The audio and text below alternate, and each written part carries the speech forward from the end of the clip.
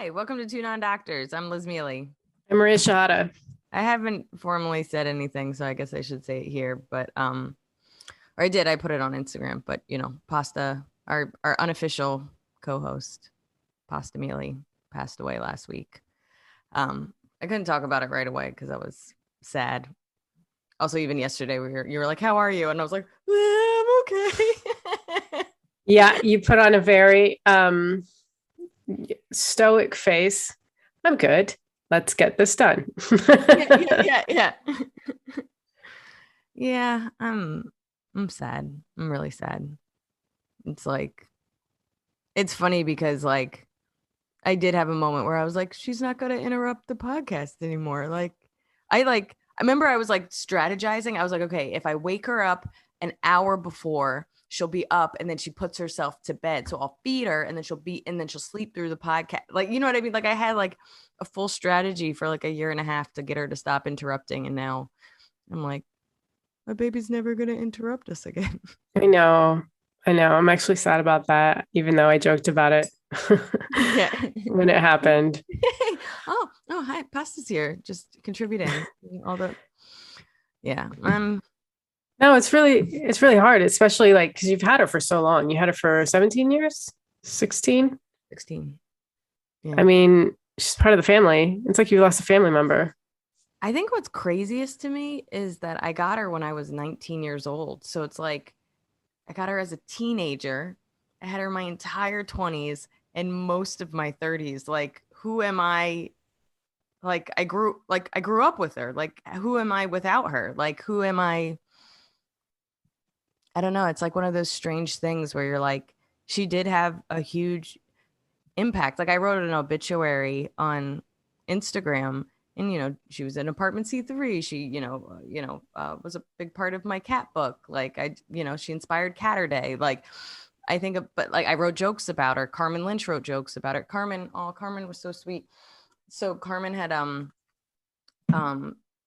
she made greeting cards years ago when we lived with each other, and one of them was inspired, like one of them was a joke that she wrote and they turned it into it. So she sent me a card from when she had those things, but it says my roommate said her cat barfed on my bed because she feels comfortable around me. Let's always keep a little tension between us. I don't want to be barf close. And it's like pasta inspired a greeting card, like Yeah. like it's like stuff like that where I'm just like she had like a huge, she had just not just like an impact. Like I was severely depressed when I got her. Like I remember telling my mom that I'm sad, get me a friend. Like, you know what I mean? Like and I think about all the depressive bouts I went with her and all the good times and all the boyfriends she's met, the boyfriends that loved her. Like think about my first real boyfriend. Loved not only loved carrying her around, like because he was like tall, so he'd always carry her around, and she loves being high. That's what she loved about Carmen. She just loves being high up. Oh, no wonder she didn't like me. Yeah. She loved you. Yeah. But like it inspired him to get a cat. Like he adopted a cat because he loved my cat so much. And then even another ex texted me a couple days ago to be like, I'm not a cat person, but I loved Pasta. Loved Yeah. her. And it's like, like, I don't know. It's silly to think about just how much of an influence she had on me as a person and my sanity and my well-being, but also what I talked about, my career, my perspective. I made so much money off her. You know what I Her mean? likeness. Yeah, Yeah. I know.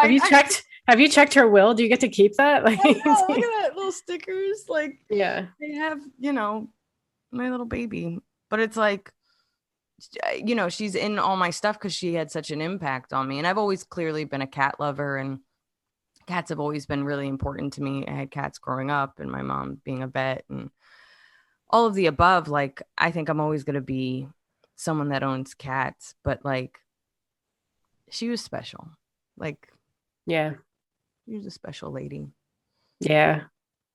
It's Ugh. gonna Are you gonna be able to like watch Apartment C3 for a while, or is it gonna take some time? I actually, that was the thing I did to kind of like remember her, soothe, as I watched a bunch of ones that are just her. I want to repost one. Like we have this one with did you ever work with Lance Weiss? Was he? Mhm.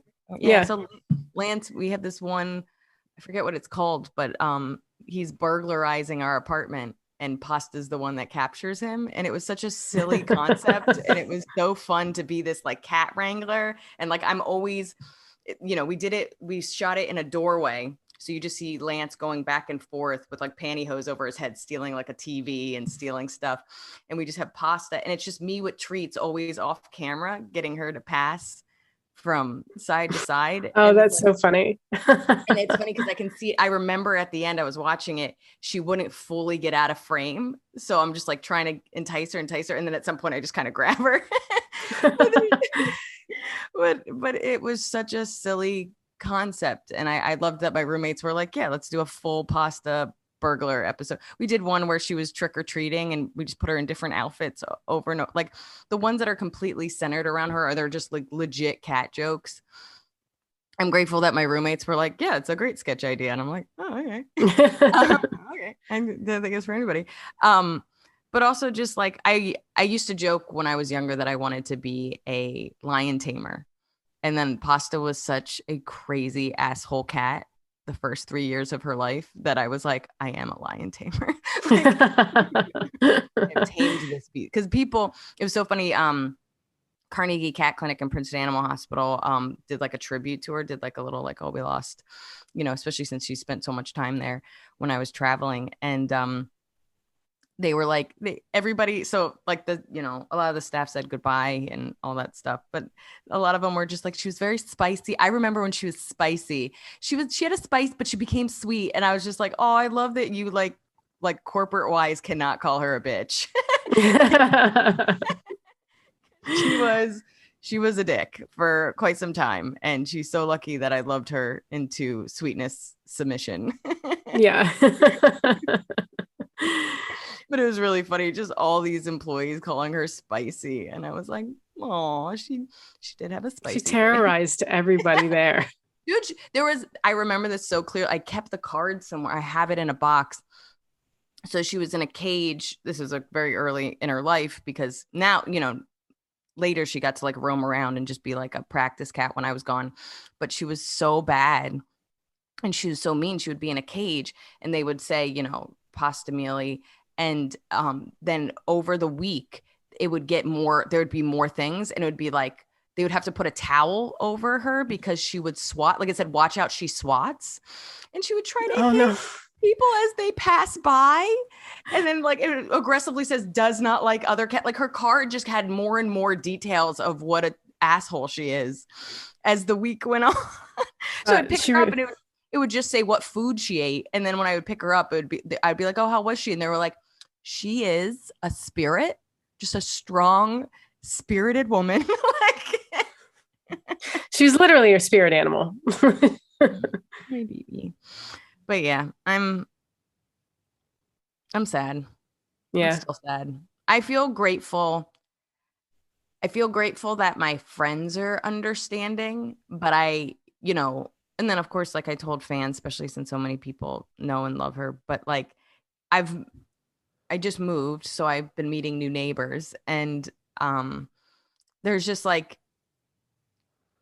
tell me if I'm wrong, there's just like sad cliche of somebody being like, oh, how are you doing? And like just some sad woman being like, my cat died, and just people not understanding. And I just couldn't, you know, so every time, like I went to the gym, you know, I met neighbors and they'd be like, oh, how are you? And I'm like, oh, I'm great. But like my eyes are red and I'm like clearly crying, but it's like, I'm not going to tell, you know what I mean? Like I'm not going to tell you my cat died.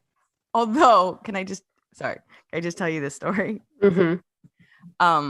I'm getting blinds for my apartment, and the people were coming to like measure my windows, and they said they were coming from 12 to 4. So I put Pasta to sleep. I got back at like 10:45, and I made myself a cup of tea, and I was just hysterically crying because this is my time. Okay. I have an hour. Hysterically crying. 10 minutes later, my doorbell rings. I open the door and this guy's like, hi, I'm here to measure your windows. And I was like, they said you were coming from 12 to 4. And he goes, oh, they didn't call? I was like, no, I would have stopped crying.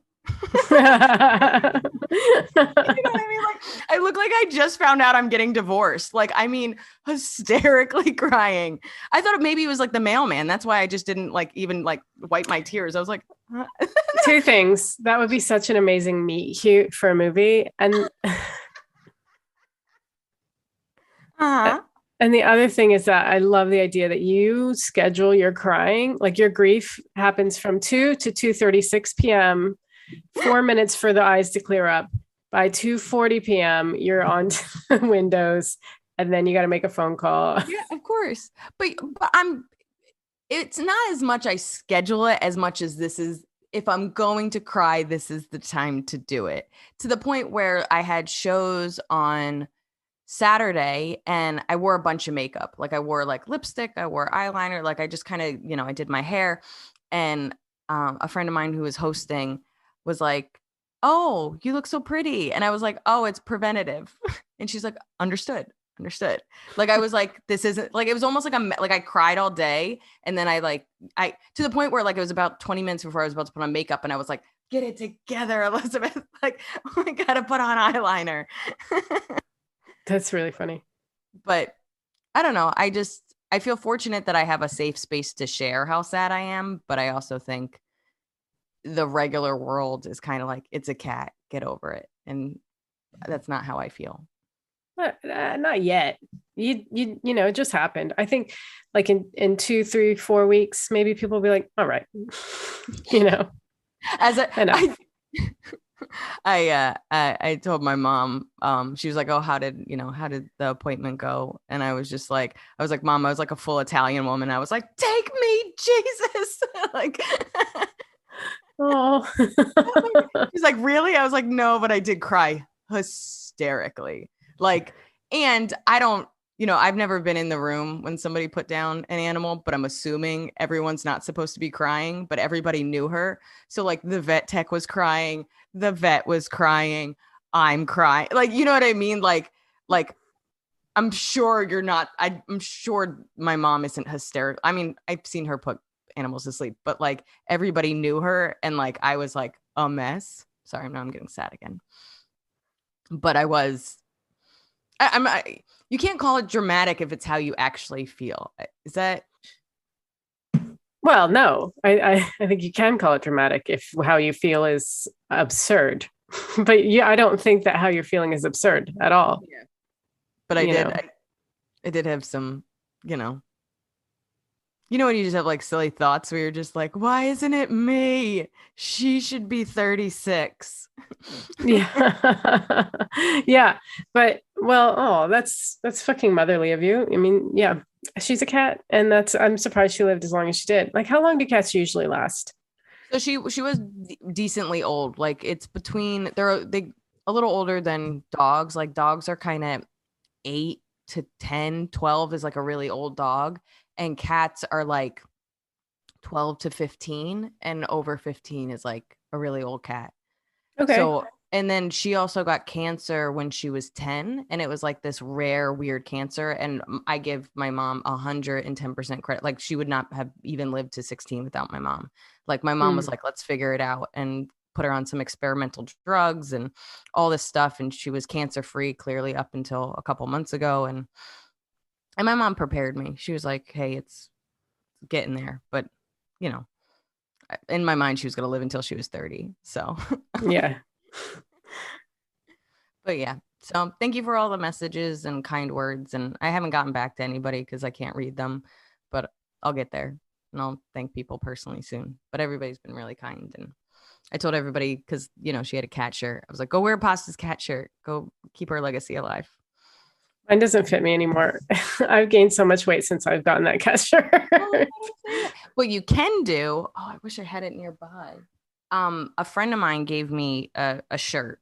It had Steve Martin on it from The Jerk. And it was huge. It was like double XL. And I was like, what am I supposed to do with this shirt? So then my friend Amanda knew how to sew, and she made it into a tiny shirt. But then I wasn't tiny anymore. So it's like it went from double XL to extra small, and then I wasn't extra small anymore. So I was like, but I love this shirt so much. So I got a piece of what do you get from art stores? Like not easel, the, oh God, the thing that you paint on. and I put it on and I got a staple gun. Canvas. Canvas. Thank you. That Yeah. word was new to me. And I stapled it on, and now it's like this little t-shirt picture thing. Oh, cool. I was going to go tote bag maybe. Ooh, I would love a pasta tote bag. I will totally help with that entire excursion so that there's a pasta tote bag. All right, good. All right. Well, thank you. I just wanted to say thanks to everybody, and we went from 2 ladies and a cat to just 2 special ladies. Oh no. And then there was one. Yeah. I mean, the truth of the matter is I was planning on getting a kitten in the fall, and I wanted Pasta to help me raise this kitten and show this kitten the ropes. So I'm sure a kitten is also on the horizon. So this podcast will get ruined by just some squeaky animals. Yeah. I look forward to that. Yeah. Okay.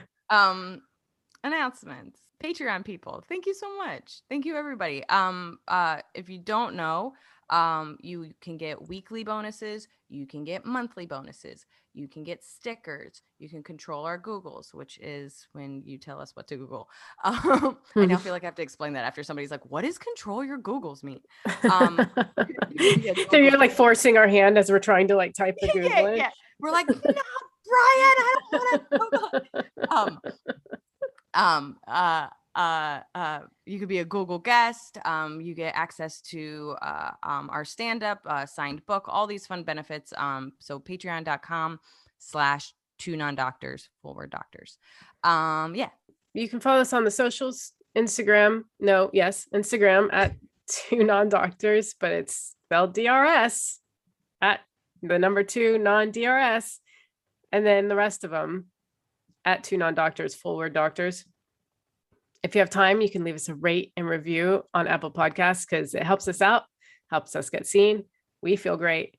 And make her, it's probably going to go this way, make her feel better. Yeah, that would make me feel better. I love the reviews. Tell us how great Pasta was as a host. And everybody's going, oh, God damn it, now I have to do that. Yeah. Personal touring, you're out there doing the things? Not much has changed for me. I'm going to Birmingham, but I'll have been in Birmingham. And then Nottingham November 22nd, Oxford I think later November, and then London the rest of the time for the rest of the year, forever. Oh, great. I think when this comes out, I'll be in Austin. So come see me in Austin and Houston. Come to Houston. That's always been really fun. And then October, I am in Chicago, Kansas City, and St. Louis.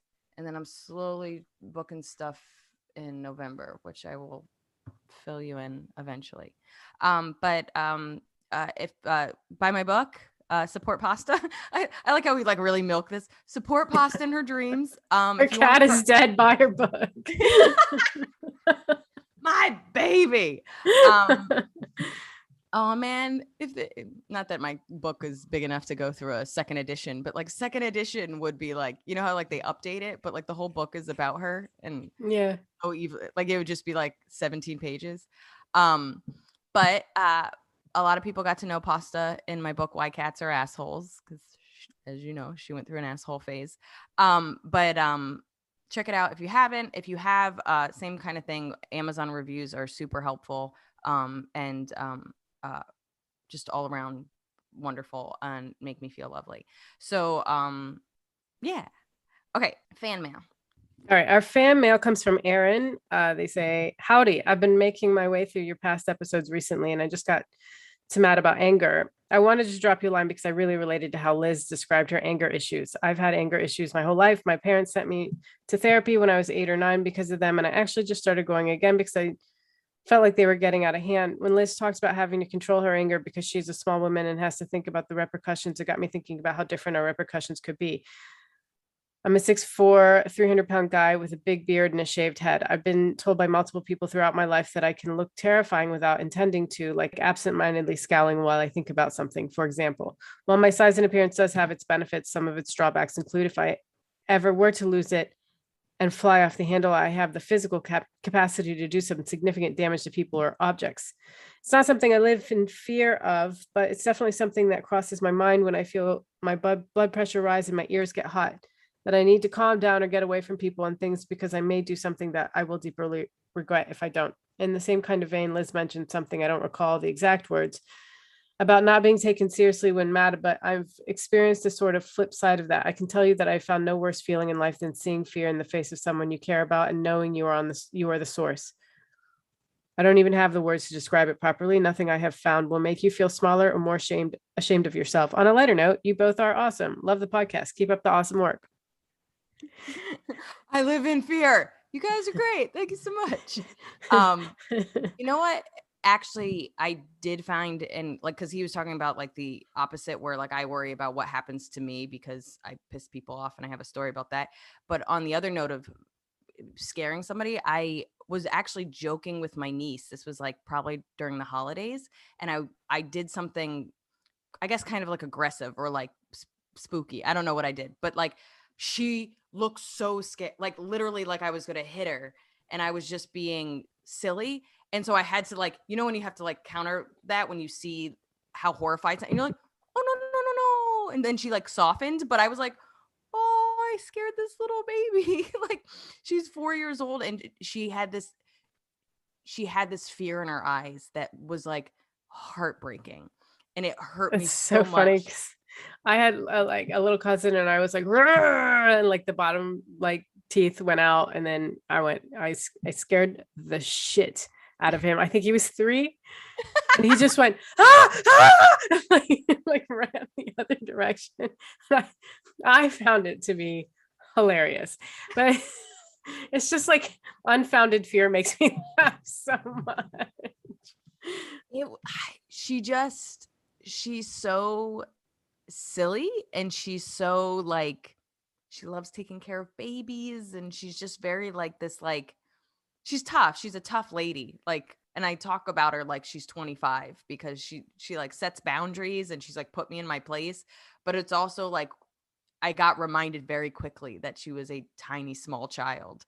And like, and it's weird because how often are we bigger than somebody? You know what I mean? Like, Yeah. it crushed me, and I was like, I never want to do that again. I was like, oh, I don't like that. I was like, okay. Yeah. But Aaron's right. I mean, I think of my anger in the way of, I let it get out of control, and someone has a gun, someone's bigger than me, um somebody can hurt me, and his thought is, people can misinterpret his size, as well as he can do real damage with his size. You know what I mean? Break something, hurt somebody, and he has to be aware of that, because you really do go into this mental spiral where you're not yourself. And I mean, I can't even imagine how you have to worry about how people are interpreting you or making assumptions about you, like he said, from just he's deep in thought, and somebody's just like, oh, it's an angry guy, and he's like, no, I just don't know how to I don't know if I can make a left here. Like, Yeah. I don't know what the rules are. um a friend of mine gave the middle finger to like somebody that cut her off, and the guy pulled his car over, got out, and started screaming at her, Mm. screaming, and like was like a big guy, and her husband was there, and then her husband made it worse and was like, "Wah!" Like, and it was like, she was like, it was just a mess, and it just made me realize I can't do that. Like, I can't. Especially if I was by myself, who knows what happened? But he basically was like, "Why'd you flip me off? You shouldn't have flipped me off. Why'd you?" And you're like, oh my God.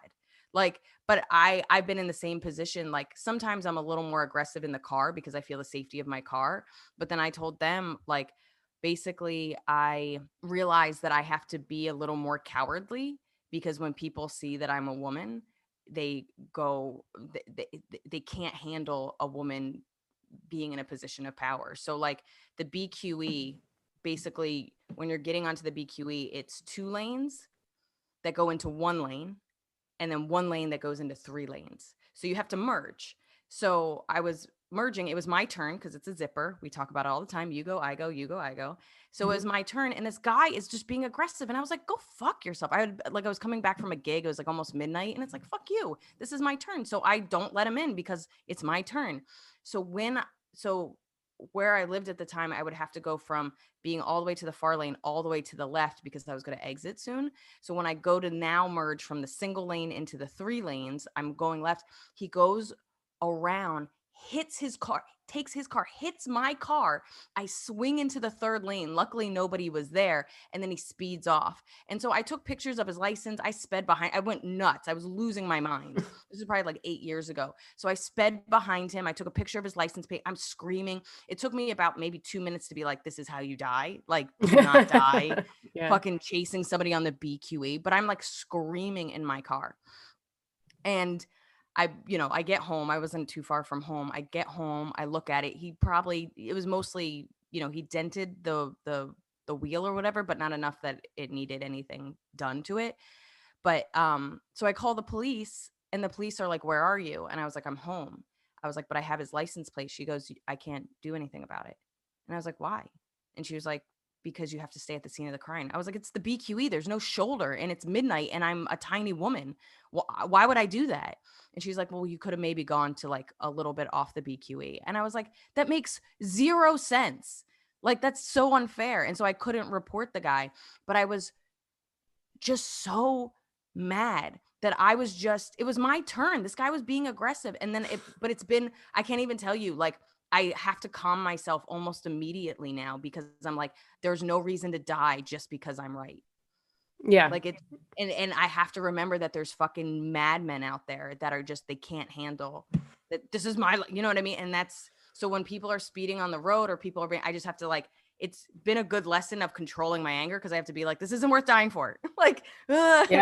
Yeah. I've been chased before in LA. Chased? Yeah, a guy chased me down Santa Monica Boulevard and I had to get out and swerve onto the 101 to get rid of him. But like he tried to get in front of me to like stop my car, like they do in the cop chases. Like he tried to parallel me in front of me. Yeah. It's terrifying. I know. People are crazy. And then you're like, do I have a bat in the car? Do I have like, what do I do? Yeah. Yeah, 100%. You're like, oh my God, what are you immediately, especially as a woman, you're just like, oh, I'm alone. Like you're like, oh, I'm alone. Aaron, do you want to be our bodyguards? Even if you never hurt anybody, I think just hanging out with us.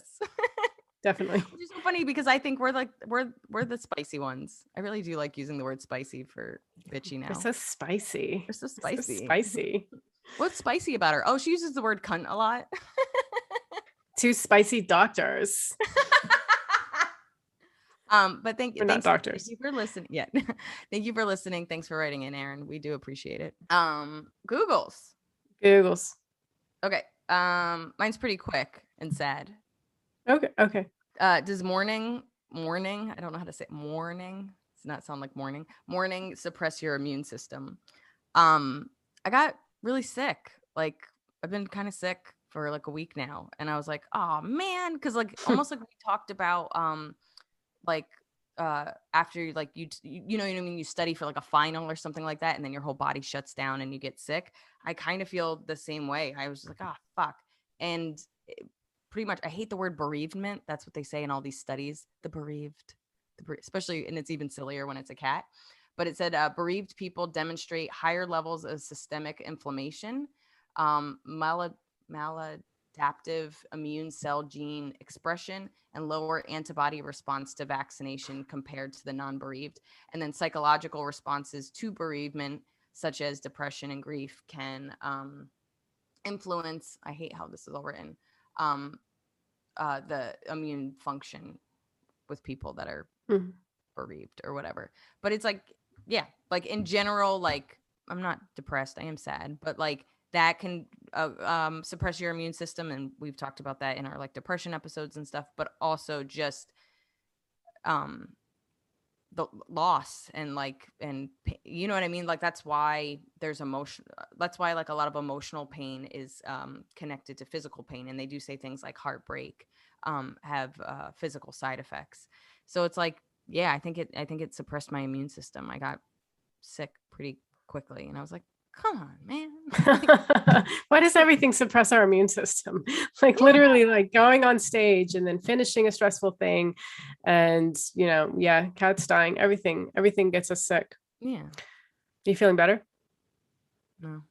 Hmm. Like I don't mean emotionally, I mean physically. No, physically. Yeah, no, I don't feel better. Oh, okay. Yeah. I'm sorry. Mine was what was it? Can moving cause depression? These are our best Googles. Are we okay? Is this I think this episode's a cry for help. Yeah. The thing is that I'm like Johnny's moving and I think it's affected him. He's Yeah. fine, but like Yeah. I do think like moving has affected him. And Yeah. I don't think he thinks so is the thing. I'm like, this is a huge event. Yeah. And it's like shelter is like the basic need, right? And when that gets fucked with in any way, it's gonna have effect on your. How did you feel? You moved. Like, how did you feel? I was stressed. I mean, it was definitely a big move. So I mean, my cat died, so I think it stressed her out too. No. Sad note. Don't die, Johnny. But but no, it is on the list of like major life changes. It's up. Moving is one of them, and I think we think because you're just going from like apartment to apartment, or you know what I mean, or you're not moving from like Jersey to California, or like the kind of moves that you do, where you're now in London. Like any kind of movement is a displacement. All your stuff is in boxes. Your kind of schedule and your life things aren't in the same place. Like you change, your bank is further, like whatever it is. Like I do think it's disruptive in a way that does something to your brain cells. So I think I don't think it caused me to be depressed, but I definitely think it was like a major stressor for me. And major stressors cause psychological changes. I think it will have like a really profound effect on you, whether you realize it or not. Because you wouldn't think like everyone moves, right? I mean, I've moved like 100 times and I'm always like the first night in my new place. I don't know if depressed is the right word, but like it's unfamiliar and it's scary because it's like semi-permanent. Big life decision. It's like a shock to your system. Yeah. And you wake up and you're like, where am I? What is this? Yeah. And then you figure it out. And so this says like there's something called relocation depression. It can be caused by like fear of the unknown. There's like an underlying fear or loss of the familiar. And no matter where you call home, you've developed a familiarity with it. It's unique to that place. You know how to get around, have mapped out your friends, have your favorite haunts, and then most likely found refuge places for when you're feeling down. And when you leave this place for a new one, you may have to start all over from square one, and that can be terrifying.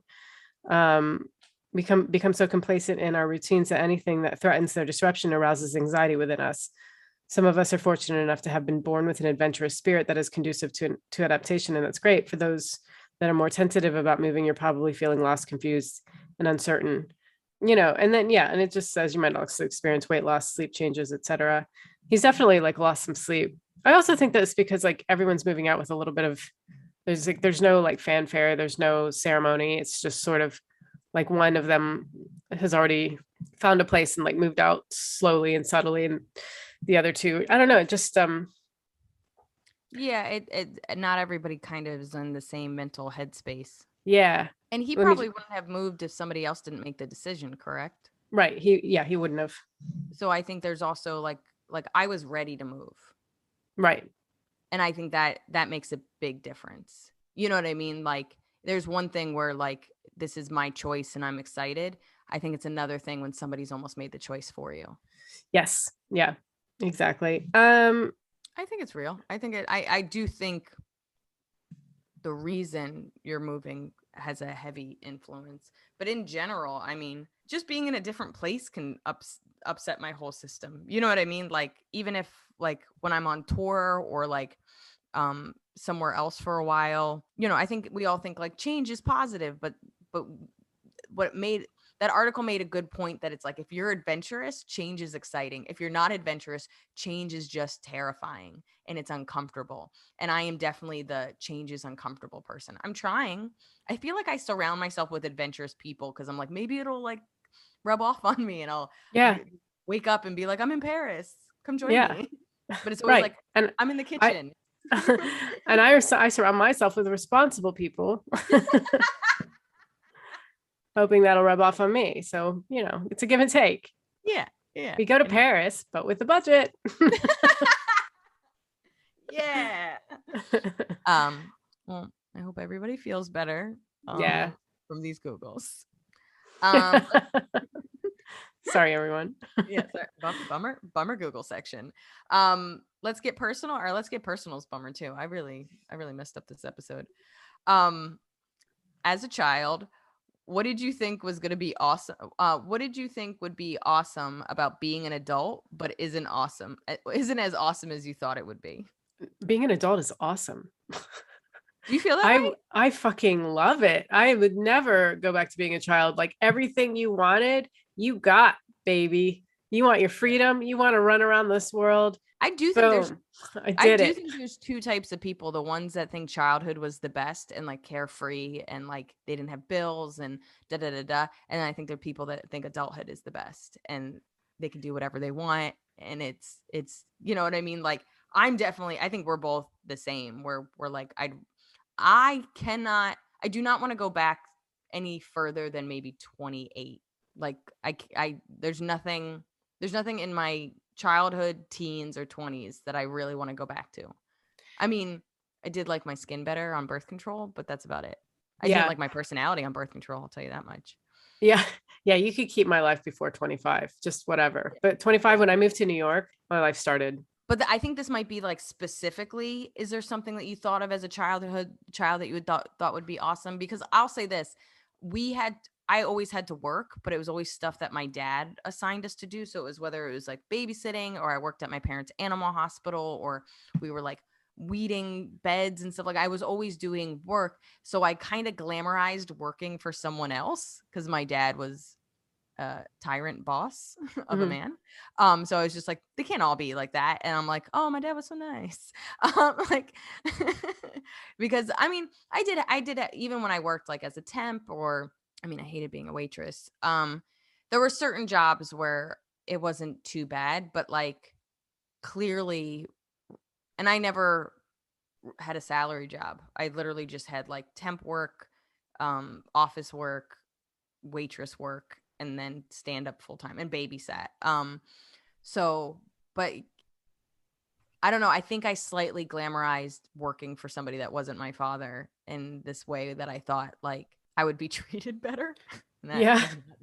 Talk about a dumb child thing. Like, someone's gonna treat me better than my dad. And I was like, oh, my dad was actually quite generous. And I mean, he was strict and there was always a list, but he let me have breaks, kind of. Yeah.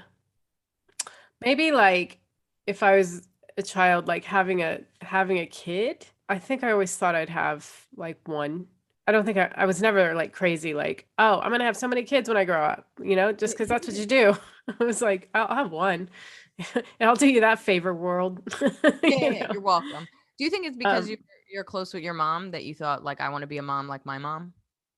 Maybe. Yeah. I think I kind of always saw myself having a daughter too, weirdly, like just showing her the ropes. Like, this is the world. You're lucky you got a cool mom. And then I grew up and I was like, I don't want that. That's a lot of money, responsibility. That's going to infringe on like all my Netflix watching. And like, I don't want that at all. I think I'm just going to be a cool roommate. We're going to settle for that. I'll be a nice aunt. Yeah. I mean, I was raising my brothers, so I was always like, this is hard and it sucks. Nobody do this. Yeah.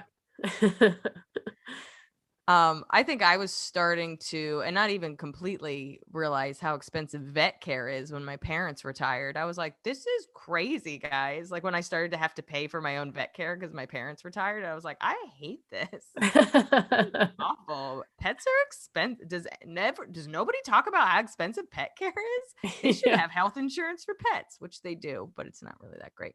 Is that how you end up with pets? Because both your parents are like animal doctors, and people go, oh, how much is their surgery? And they just leave their pet at the clinic.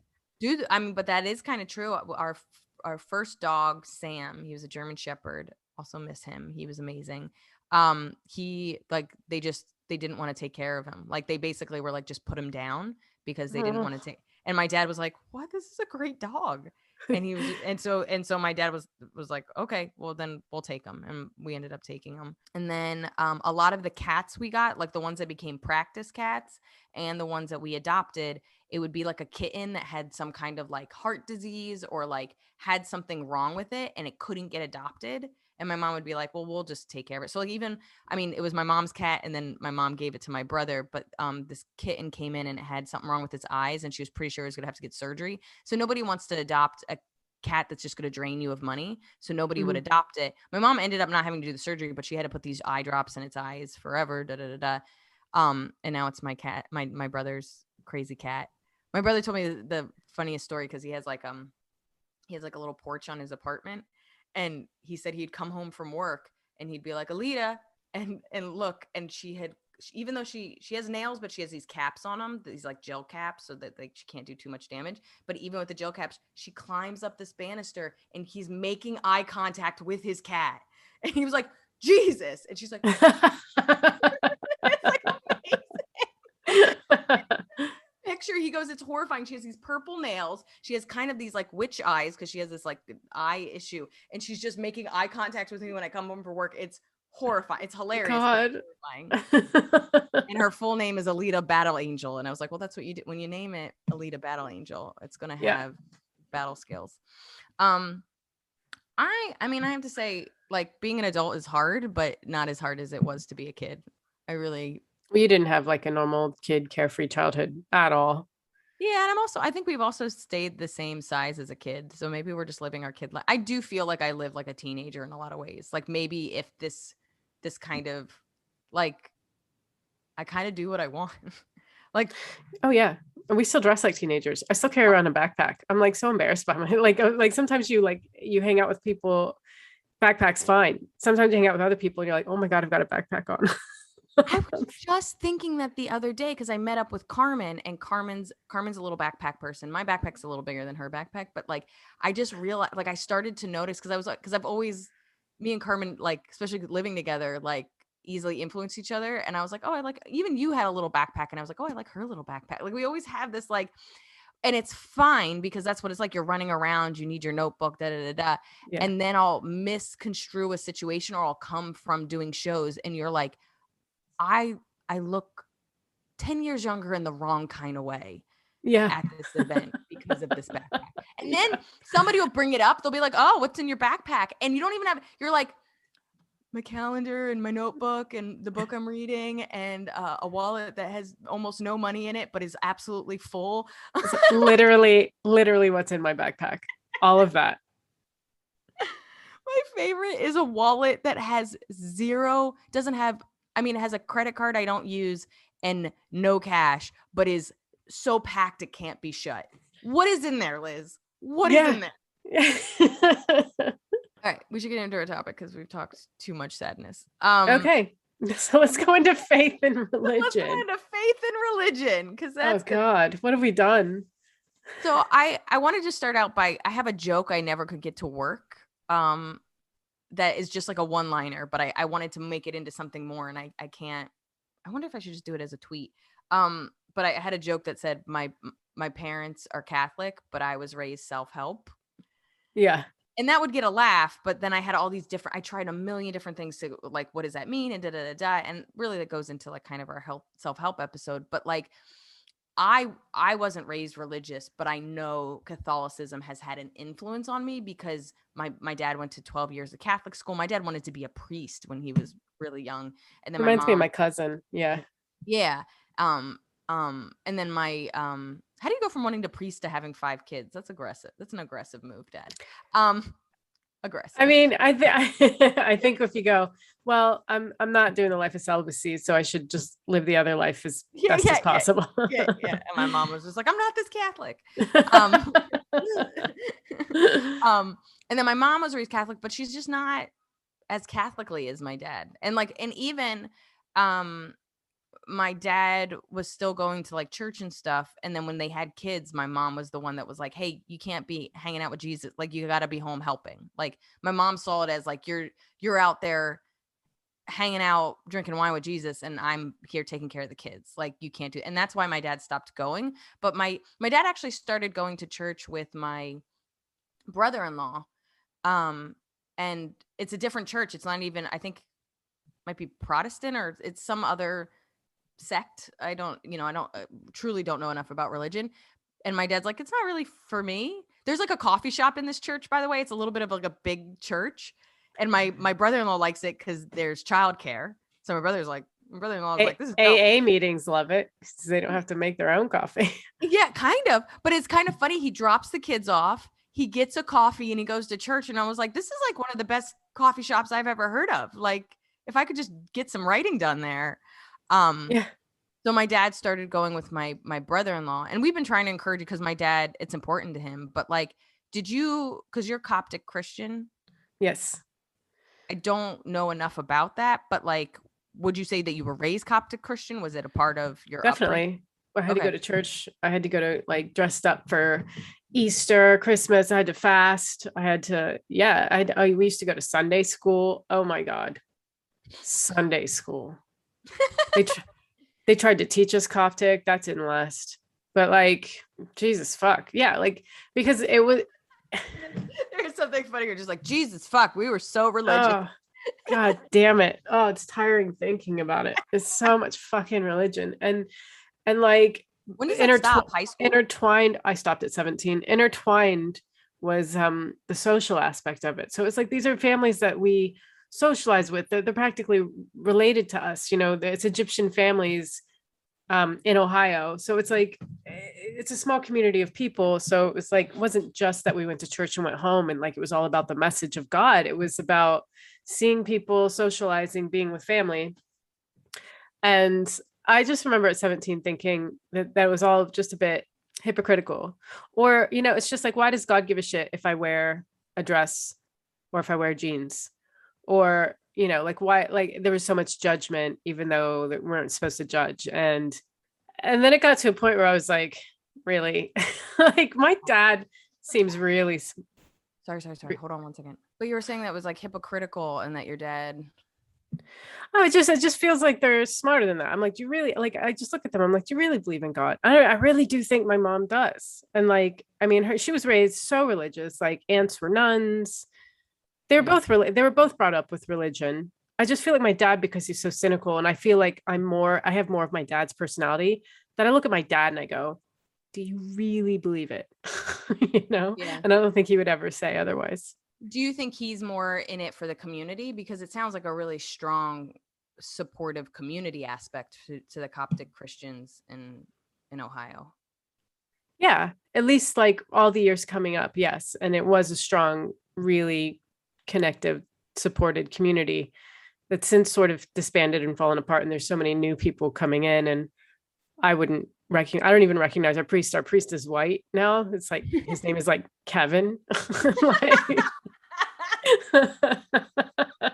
so it's expanded a bit, and there's some changes. But I do think that that's a lot of the but I do think that that's a lot of the reason why people seek out religion in the first place, is community. Because I think that's the thing that affects people and gives people like the fulfillment more than the connection with God and prayer, which I do think that people feel. And I do think that prayer can have a healing effect, etc. I just think immediately it'll be community, people bringing you in, people accepting you, people suddenly being your group.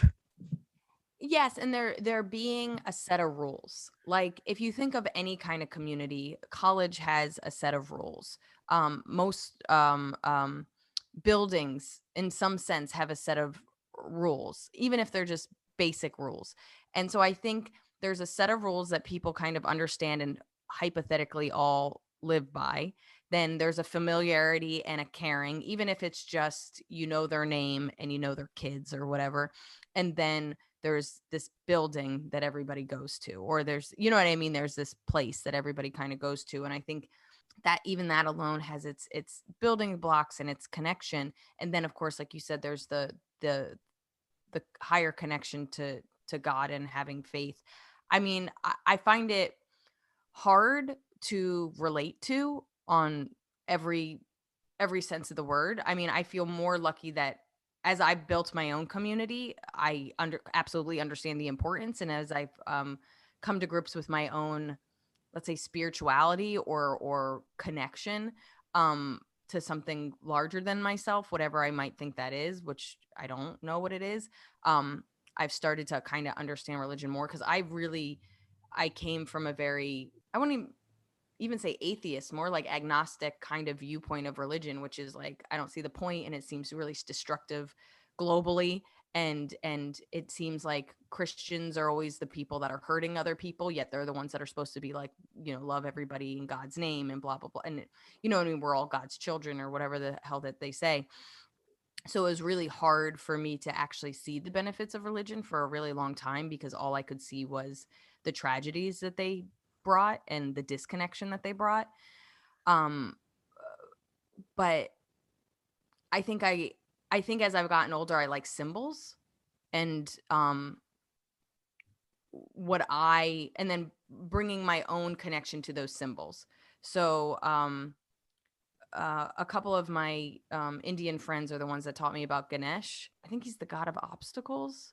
I'm pretty sure, because it was years ago that I did the research, and I have a Ganesh on my mantelpiece now, on my mantle. But like, for some reason, I felt so connected to this elephant god. And like, you know what I mean? And like, I don't even know that much about Hinduism. And I like I said, probably did a 2 non-doctors amount of research on Ganesh. You know what I mean? When I Yeah. first felt connected, but I can tell that like it was just kind of calming and helpful to believe that there's somebody looking out for me when things are hard, and that I just need to kind of believe that I'll get through this. And having, because like my mom had, I think St. Jude, she had a St. Jude necklace that she didn't always wear, but it was in her jewelry box, and it was like important to her. I think she wore it when she was younger. And that's the saint of lost causes. I'm almost positive. And that, is kind of sad to me that my mom felt the most related to that saint. But I do think I have this connection to kind of like symbols, or like, I don't know. I think it's why I like trinkets. Like, I'm just like, and I'm very superstitious. I love, me, I have my little things, and I'm like, this is supposed to give me good luck to make money, and this is supposed to just be good, like whatever. And I like these little things, and I like to take a moment to feel connected, but it's all arbitrary. There's no like, there's no, I got very Elvis like here. There's no like set of rules. Like when I was looking up religions, like these, like it's always these set of rules. And what's crazy about it is that it's clearly widely interpreted in so many different ways. So two Christians can be, you know what I mean? Two people can be following the same religion and have wildly different ways that they inhabit it. And it's like, and that's where I feel like it causes all this pain. I mean, just look at what's going on in Texas with the abortion law, which is absolutely just Christian garbage about when life starts. And you know what I mean? Which again, your religion shouldn't be impacting my life if there's supposed to be a separation between church and state, whatever. Right. I think meeting religious people as I got older, both religious people my age and then also religious people older than me, and just how wonderful they are and just how thoughtful they are, and really being what I thought religion was supposed to be, is the thing that has made me see how it has had a positive impact on people. But I think I spent most of my life being like, this is trash, and everybody who believes in whatever your religion is trash. There are some people who use religion as a way to control. I mean, religion, like you just argue, is created to control people. It was like to have a set of rules to scare children into behaving. Yeah. There's so many ways to use religion just to control people. And then you meet people who have a weird, like, gentleness about them, and they almost feel saintly, who are religious. And you're like, way to get the benefits from something that it was a scam. It's incredible. But I also think it's within you to find the benefits in anything. You know what I mean? Like, I'm trying to think of a good example with this, but like, we could both work at Google. Everybody talks about how Google, like there's food everywhere and there's little sleep pods and there's a bus that takes you to work. Like it sounds like this, utopia of a work environment.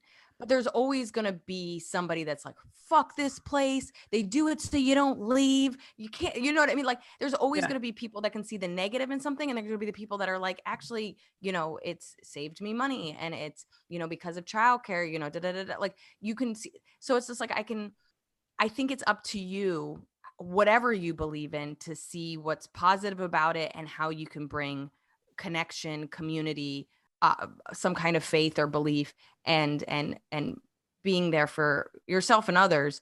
And then if you don't, then that's not for you. And you know what I mean? But like, I think I've always been one of those people, whatever it is, that takes a little bit from every religion, a little philosophy, like even like self-help. It was never like, I'm just whatever Tony Robbins says or whatever, Malcolm Gladwell says. It's always been like, oh, I'll take this from this and I'll take that from that and a little bit of this. And, oh, this is a little bit of Liz Mealy's thoughts on this. And like, it becomes my own philosophy. And I think the same with religion. I was so like pushed up against it. And I was like, no, it does nothing but harm people. And it's about controlling, which I think we both had like very controlled childhoods.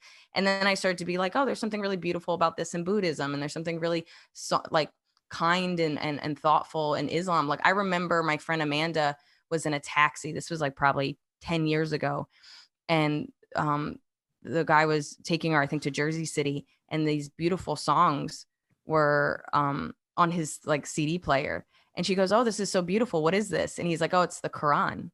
And she goes, oh, like, I didn't know. Like, you know what I mean? So like you hear about the Quran, you hear nothing but negative stuff. And here she's like, wow, what you know what I mean? This is so beautiful. And it's just like, I think it's important to learn more about everybody's religions. But I think often, especially I can say for myself, I've only been affected by the extremists. You know what I mean? Those like Christian mega churches and those like evangelicals. Like that's what I think when I think of Christianity. And of course, so many people think of terrorists and extreme Muslims when they think of Islam, which is like, that's not fair, because there's so many beautiful people living with religion with kindness, but we only see the extremists. And it's like, that's where I've had to do my own work. And I think that's where everybody has to do their own work, where you can't look at the extremists as the example. And I mean, we get it all the time with like feminists. They're just like, oh, feminists are all angry, men hate it. And you're like, that's an extreme feminist.